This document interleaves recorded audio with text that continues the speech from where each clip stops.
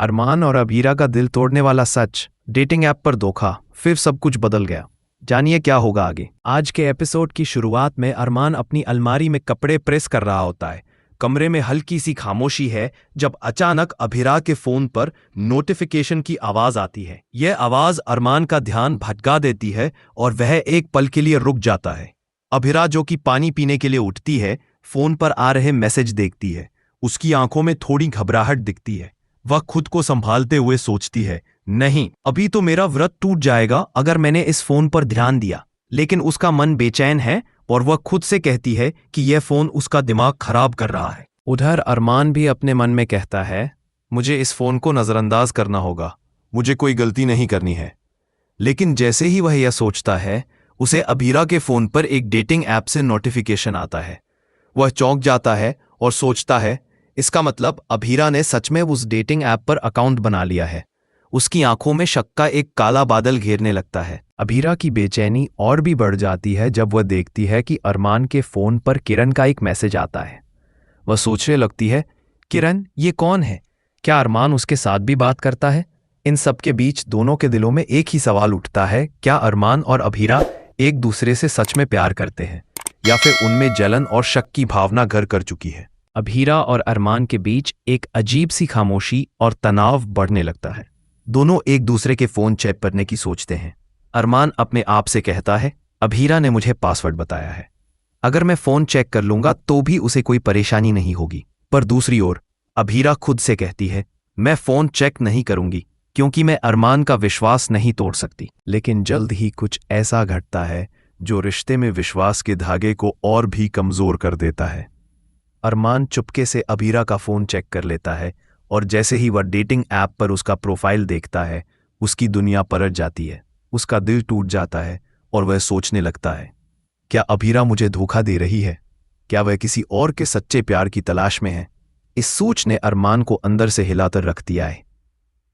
इसी दौरान अबीर और कियारा मायरा को सुलाते हैं। अबीर अपने पसंदीदा चॉकलेट का जिक्र करता है और फिर कियारा को चॉकलेट चखने के लिए देता है। जैसे ही कियारा चॉकलेट खाती है, अबीर मुस्कुराते हुए कहता है, देखो चांद आ गया। यह पल थोड़ा अजीब और प्यारा दोनों था और दोनों असहज हो जाते हैं, मगर वे इसे टालते हुए अपने अपने काम में लग जाते हैं। घर में इस बीच सभी औरतें अपना व्रत खोलने की तैयारी करती हैं। कावेरी अबीर से पूछती है, क्या मायरा सो गई? तो अबीर सिर हिलाकर जवाब देता है, हाँ। इसके बाद विद्या माधव की फोटो देखती है और व्रत खोलने लगती है। कावेरी विद्या से कहती है कि वो माधव को फोन करे, लेकिन विद्या जवाब देती है कि आज उनकी ड्यूटी सेंसिटिव एरिया में है, इसलिए वह बात नहीं कर पाएंगे। अभी काजल खांसने लग जाती है और सभी लोग हैरान हो जाते हैं। संजय जल्दी से काजल को पानी पिलाता है और कावेरी काजल से पूछती है, क्या कुछ अटक गया है? काजल ताना मारते हुए कहती है, विद्या का झूठ उसके गले में अटक गया है। यह सुनकर विद्या घबराती है, लेकिन काजल नहीं रुकती। वह कहती है, मैंने खुद सुना है कि माधव विद्या से नाराज थे क्योंकि विद्या ने अबीरा की जगह गीतांजलि को दी थी, इसलिए वह डर के मारे माधव को फोन नहीं कर रही है। विद्या यह सुनकर परेशान हो जाती है और काजल यही भी कह देती है, शायद माधव आज ये सोच रहे होंगे कि उन्होंने शिवानी की जगह विद्या जैसी औरत को क्यों चुना। ये सब सुनकर सभी लोग चौंक जाते हैं। कावेरी काजल को रोकने की कोशिश करती है, लेकिन काजल अब खुलकर बोलने लगती है। वह विद्या से कहती है, अब मैं पहले वाली काजल नहीं हूं। अगर मुझे 2 बातें बोलेंगी तो मैं बदले में 4 बातें सुनाऊंगी। यह सुनकर विद्या शॉक्ड हो जाती है। इसी बीच अबीरा अरमान से मिलने के लिए जाती है। अरमान सेब लेकर आता है और अबीरा सोचती है, अरमान समझ गया है कि मैंने व्रत रखा है, तभी तो वह मेरे लिए सेब लेकर आ रहा है। दोनों मिलते हैं और आपस में एक दूसरे के फोन देते हैं। अबीरा पूछती है, तुम यह सेब किस लिए लाए हो? अरमान हंसते हुए कहता है, यह मेरे खाने के लिए लाया हूं, तुम्हारे लिए नहीं। लेकिन इसी बीच अबीरा को यह एहसास होता है कि अरमान ने उसका फोन चेक किया है। वह नाराज हो जाती है और कहती है, तुमने मेरा फोन चेक किया और तुम मुझसे यह सवाल पूछ रहे हो? अरमान गुस्से में कहता है, तुमने डेटिंग ऐप पर अकाउंट बना लिया है तो मुझे नाराज होने का हक है। तुम तो मेरे अलावा बाकी लोगों से भी जान पहचान बढ़ा रही हो। यह सुनकर अबीरा पूरी तरह से चौंक जाती है। वह कहती है, अगर तुम मुझ में रुचि नहीं रखते हो तो मुझे पहले ही बता देते। तुम तो खुद मुझे इस तरह के सवाल पूछ रहे हो। अरमान गुस्से में कहता है, तुमने तो आज व्रत भी नहीं रखा।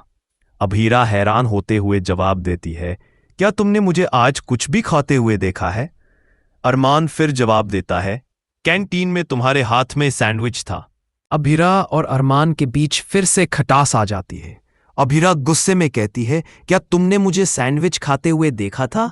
अरमान, जो खुद की सफाई दे रहा होता है, तुरंत जवाब देता है, मैंने डेटिंग ऐप पर तुम्हारा अकाउंट तो देख लिया है ना। यह सुनकर अभीरा हैरान और गुस्से में आ जाती है।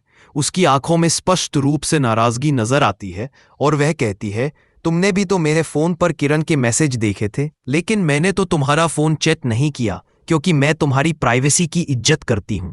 अरमान उसे समझाने की कोशिश करता है, लेकिन अभीरा की ठंडी प्रतिक्रिया उसे और भी परेशान कर देती है।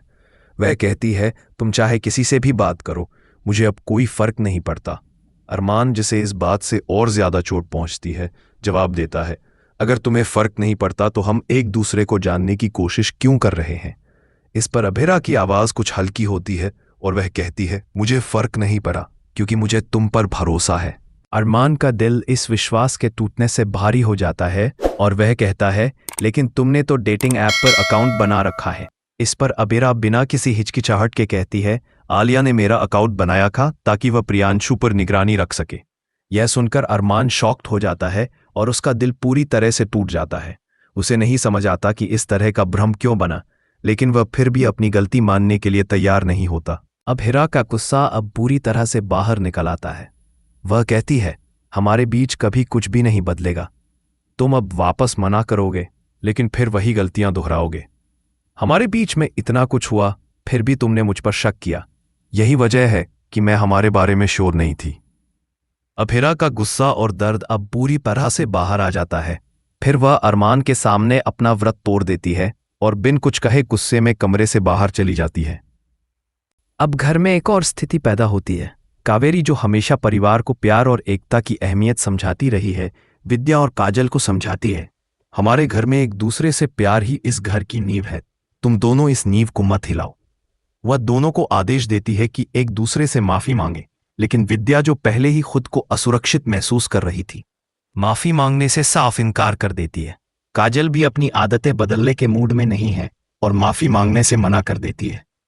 ये देख पूरा घर हैरान रह जाता है, क्योंकि घर के इस माहौल में सब एक दूसरे को माफी देने की उम्मीद कर रहे थे। दूसरी ओर अरमान अब अभीरा को रोकने की कोशिश करता है। तभी उसके फोन पर किरण का कॉल आता है। अभीरा ये देखकर कहती है, तुम उससे बात कर लो। अरमान कहता है, ये किरण लड़का है। अभीरा हैरान हो जाती है और कहती है, झूठ मत बोलो। फिर अरमान फोन उठाता है और अभीरा लड़के की आवाज सुनकर चौंक जाती है। अरमान कहता है, मैं झूठ नहीं बोल रहा था। अभीरा यह सुनकर सोचने लगती है, फिर भी मैंने तुम पर भरोसा किया था और तुम्हारी तरह फोन चेक नहीं किया। इस पर वह दर्द और गुस्से के साथ आगे बढ़ती है। अचानक अभीरा की नज़र आलिया और प्रियांशु पर पड़ती है। वह दोनों एक दूसरे के साथ बेहद प्यारे अंदाज में दिख रहे होते हैं। प्रियांशु आलिया को शादी के लिए प्रपोज कर रहा होता है। आलिया प्रियांशु के प्रपोजल को खुशी खुशी स्वीकार करती है। आलिया की अंगूठी पहनने के बाद सभी खुश हो जाते हैं। उनका प्यार और रिंग की चमक सबकी आंखों में बस जाती है।